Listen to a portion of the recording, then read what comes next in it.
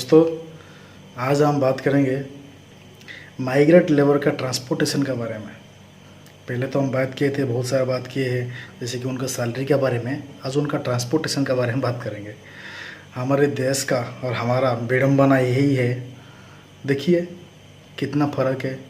यहाँ पे देखिए, दुबई से आदमी आते हैं, सऊदी अरब से आते हैं, मलेशिया से आते हैं, बहुत सारा कंट्री से।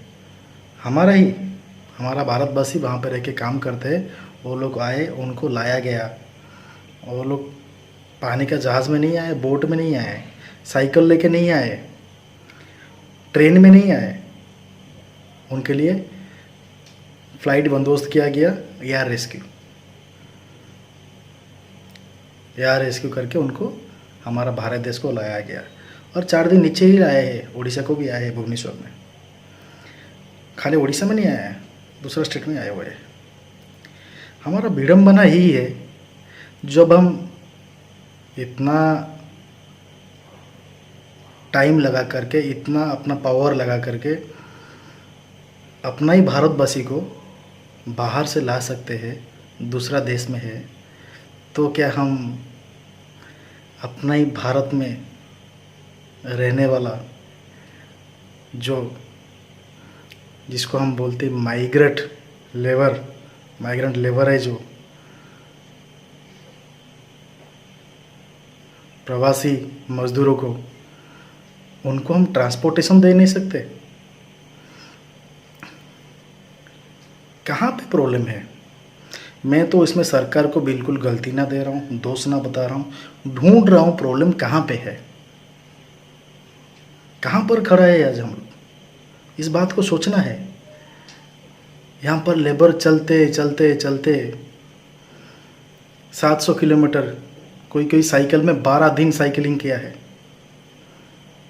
कोई तो अपना पैसा लगा के 5-6 हज़ार लगा के आ जाता है बस का टिकट करके। ये तो कुछ भी करके मतलब उसका परेशानी उठा के वो आ रहा है।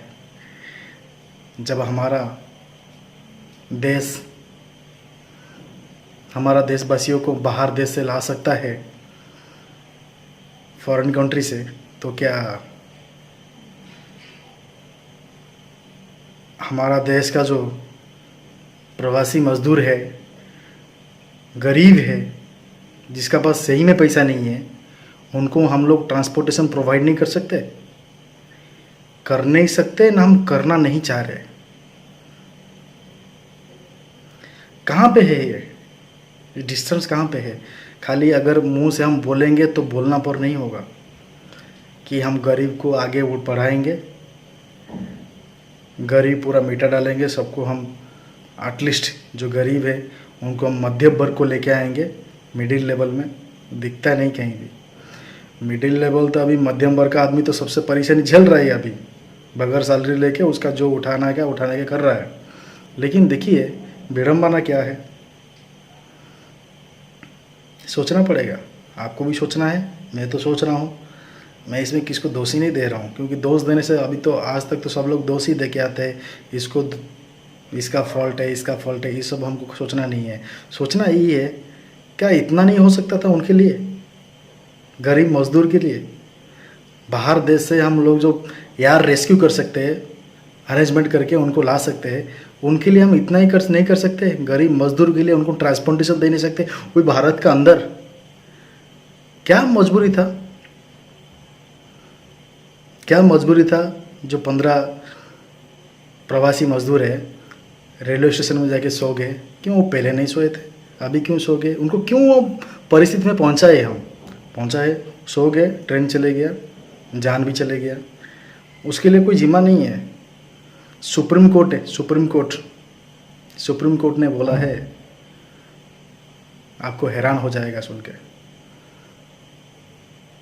15 मजदूर जिनका जान चले गया,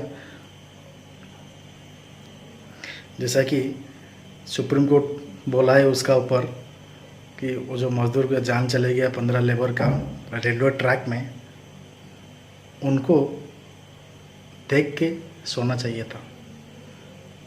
बड़ा दुख का बात है। हम तो सुप्रीम कोर्ट के ऊपर नहीं है और किसको हम दोषी भी यहाँ पे ठहरा नहीं सकते। बड़ा दुख का बात है। वहाँ पे 15 और दूसरा कहाँ पे 26 आदमी और कहाँ पे 12 आदमी। ये सब कोरोना से जितना डेंजरस, जिस रेस में आदमी नहीं मर रहे, माइग्रेंट लेबर अभी उतना रेस में अपना दम तोड़ रहा है, लेकिन हम लोग कुछ नहीं कर पा रहे। इस क्वेश्चन का आंसर देने के लिए भी कोई नहीं है। और क्या अगर आंसर भी दे रहे, वो लोग, उनका पास सब कुछ था, वो लोग अपना मर्जी से आया, उनको भुगतना है, यही क्या उसका आंसर है? हमको सोचना पड़ेगा इसके बारे में, हमको सोचना पड़ेगा, उसका जवाब भी सही टाइम पे देना पड़ेगा।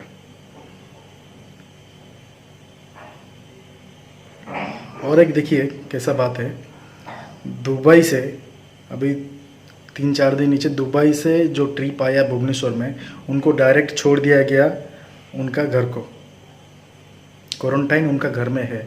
लेकिन हमारा भारत देश में अगर कोई मजदूर, कोई भी आदमी उसका उस प्रेजेंट जगह से छोड़ के उसका स्टेट को जा रहा है, घर को जा नहीं सकता है। वहाँ पे लक्ष्मण रेखा है, वहाँ पे तो आपको एग्ज़ाम देना पड़ेगा क्वारंटाइन सेंटर में, देना चाहिए, मैं मानता हूँ, लेकिन फिर क्यों नहीं है? जहाँ जो बाहर से आ रहे हैं उनके लिए क्यों नहीं है? जो बाहर से कोई दूसरा कंट्री से आ रहा है उनके लिए क्यों नहीं? वो भी हमारा भारतीय है, ये भी भारतीय है भाई, तो फिर ये डिफरेंस क्यों है? यहाँ पे सोचना है हमको।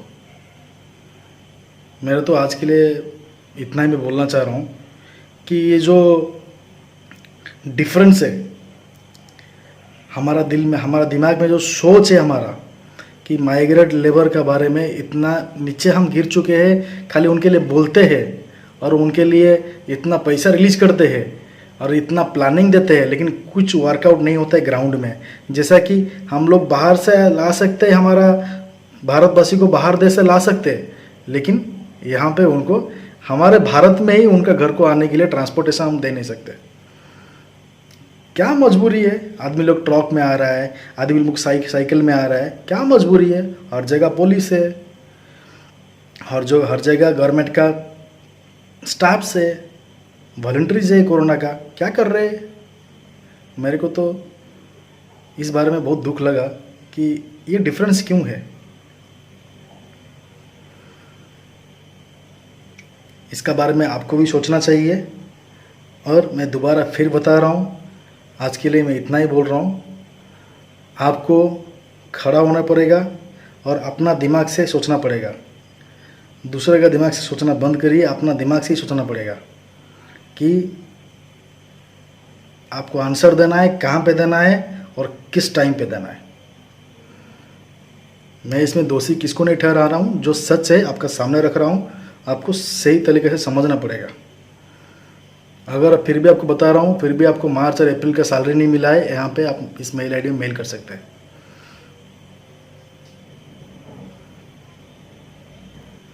मैं तो हमारा सरकार को ये बोलना चाहूँगा, जो कर रहे हैं आप अच्छा कर रहे हैं, लेकिन इसका बारे में थोड़ा सोचना चाहिए और इसका बारे में कोई कदम जल्द से जल्दी उठाना चाहिए और ये चीज़ को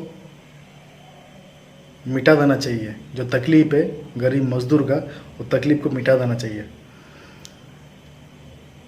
चलिए दोस्तों, फिर मिलूँगा मैं दूसरा एक नया टॉपिक लेके आपके साथ में।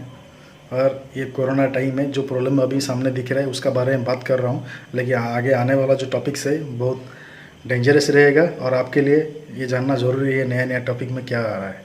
आपको देखते रहना चाहिए और चैनल को सब्सक्राइब करना चाहिए, बेल आइकन को दबाना चाहिए, ज़्यादा से ज़्यादा शेयर करिए ताकि हमारा फैमिली बढ़ना चाहिए आगे।